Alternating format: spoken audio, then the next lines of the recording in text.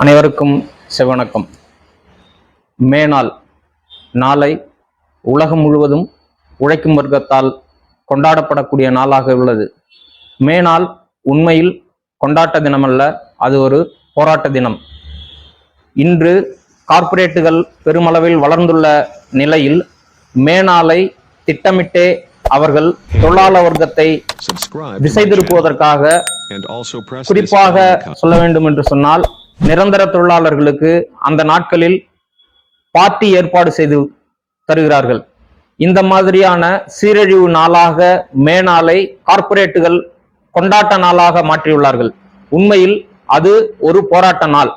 அந்த வகையில், உலகம் அறிந்த வகையில் போராட்ட நாள் என்பதை எமது புரட்சிகர அமைப்புகளான புதிய ஜனநாயக தொழிலாளர் முன்னணி, புரட்சிகர மாணவர் இளைஞர் முன்னணி, விவசாயிகள் விடுதலை முன்னணி, மக்கள் கலை இலக்கிய கழகம் ஆகிய அமைப்புகள் ஒன்று சேர்ந்து தமிழகம் முழுக்க 5 இடங்களை தேர்வு செய்து பேரணி, ஆர்ப்பாட்டம், பொதுக்கூட்டம் நடத்த உள்ளோம்.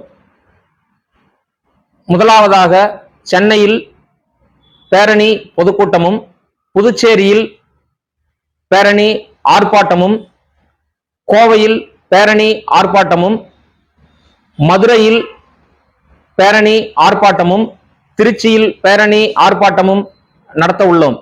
இந்த பேரணி ஆர்ப்பாட்டத்தில் உழைக்கும் மக்கள் அனைவரும் தவறாமல் கலந்து கொள்ள வேண்டும் என புதிய ஜனநாயக தொழிலாளர் முன்னணியின் சார்பாக உங்களை பணிவோடு அழைக்கிறேன். இந்த போராட்ட தினம் மே நாள் ஏன் நாம் ஒவ்வொருவரும் பங்கேற்க வேண்டும்? இந்த மே நாளில் 8 மணி நேர வேலை, 8 மணி நேர உறக்கம், 8 மணி நேர ஓய்வு என்பதை உறுதி செய்யப்பட்ட நாளாக உலகம் அறிந்த நாள். இது செங்கொடி உயர்ந்த நாள், செங்கொடியால் தனது உரிமைகளை மீட்டெடுத்த நாள். அந்த வகையில் இதில் ஒவ்வொருவரும் இன்று பங்கேற்க வேண்டியது அவசியம். 8 மணி நேர ஓய்வு என்பது ஒரு மனிதனுடைய அத்தியாவசியமான தேவையாகும். ஓய்வில்லாத மனிதன் மீண்டும் சமூகத்தில் உற்பத்தியில் ஈடுபடுவது மிகவும் சிரமமான வேலை. அந்த வகையில் இன்று கார்ப்பரேட்டுகள் வேலை நேரத்தை கூட்டுவது என்று நடைமுறைக்கு வந்துள்ளார்கள். எனவே இழந்த உரிமைகளை நாம் மீண்டும் பெறுவதற்கு முந்தைய போராட்டங்களைப் போல் நாம் புதிய போராட்டங்களை கட்டியமைக்க வேண்டிய அவசியம் முன்வந்துள்ளது. இன்று உலகம் முழுவதும் போராட்டங்கள் நடந்து வருகிறது. குறிப்பாக இந்தியாவிலும் விவசாயிகள் டெல்லியை முற்றுகையிட்டு 2022 காலகட்டங்களில் போராட்டத்தை நடத்தி வந்தார்கள். மீண்டும் இப்பொழுதும் போராட்டத்தை தொடங்கி நடத்தி வருகிறார்கள். 10 வருடம் ஆட்சியில் இருந்த பாசிச பாஜக அரசு தொழிலாளர் சட்ட திருத்தத்தையும் விவசாயிகளுடைய வேளாண் சட்ட திருத்தத்தையும் கொண்டு வந்து விவசாயிகளையும் தொழிலாளர்களையும் கார்ப்பரேட்டுகள் ஒட்ட சுரண்டுவதற்கு அனுமதி தந்துள்ளது.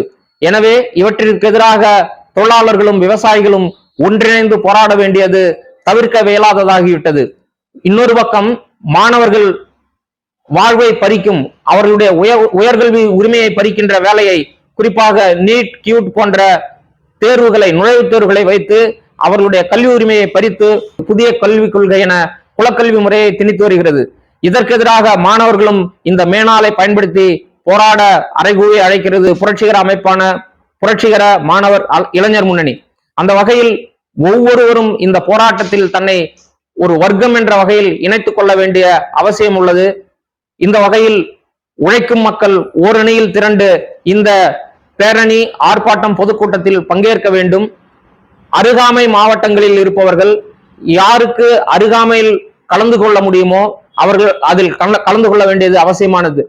இது எமது அமைப்பு மட்டுமல்ல, எந்த ஒரு தொழிற்சங்கமும் செங்கொடி நாளை, மே நாளை உயர்த்தி பிடிக்கிறதோ அந்த போராட்டத்தில் தங்களை இணைத்துக் கொள்வது அவசியமானது என்ற வகையில் ஒவ்வொருவரும் எந்த தொழிற்சங்கம் இந்த மே நாள் போராட்டத்தை முன்னெடுத்து சென்றாலும் அந்த தொழிற்சங்கத்தில் தங்களை இணைத்துக் கொள்ள வேண்டும் என்றும் பணிவோடு கேட்டுக்கொள்கிறேன். நன்றி, வணக்கம்.